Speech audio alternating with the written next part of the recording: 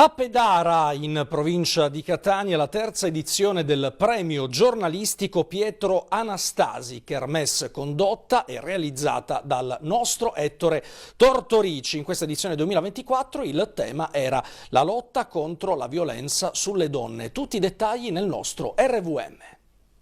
Un pomeriggio all'insegna dei ricordi nel segno di Pietro Anastasi. Si è svolta a Pedara la terza edizione del premio giornalistico regionale dedicata alla memoria del grande centravanti catanese, campione d'Europa 1968, nonché uno dei più grandi calciatori della storia del calcio italiano.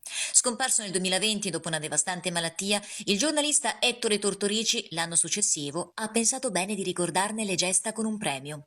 In questa edizione 2024 il tema era la lotta contro la violenza sulle donne. Ad affiancare Ettore Tortorici nella conduzione Paola Parisi. Apertura affidata all'attrice Cinzia Caminiti, che ha letto un suo monologo emozionante sull'incontro tra Pietro e quella che sarebbe diventata la sua futura moglie, la signora Anna. Spazio anche a tanti colleghi giornalisti, da Alessandro Vagliasindi a Giacomo Cagnes, da Antonio Foti a Francesco Santocono, da Paolo Boccaccio ad Alessandro Silverio, quest'ultimo insignito anche del premio stampa Pietro Anastasi.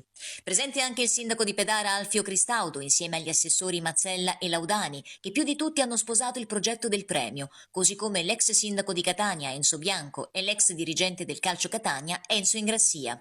Non sono mancati i momenti di intrattenimento musicale con il cantante Eman e il gruppo J&B. Da sottolineare anche la presenza del presidente nazionale della divisione calcio A5 Stefano Castiglia, a cui è stato consegnato il premio sport Pietro Anastasi. Tra le sezioni in gara suddivise tra le 9 province siciliane, la sezione giornaliste di carta stampata, quella radio TV e web e infine quella specifica sul giornalismo sportivo.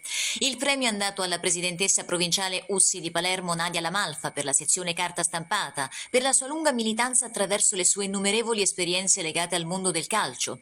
Per la sezione radio TV e web a Caterina Gurrieri, volto di Video Regione, dove conduce un programma di medicina, e infine a Sabina Rossi per il giornalismo sportivo.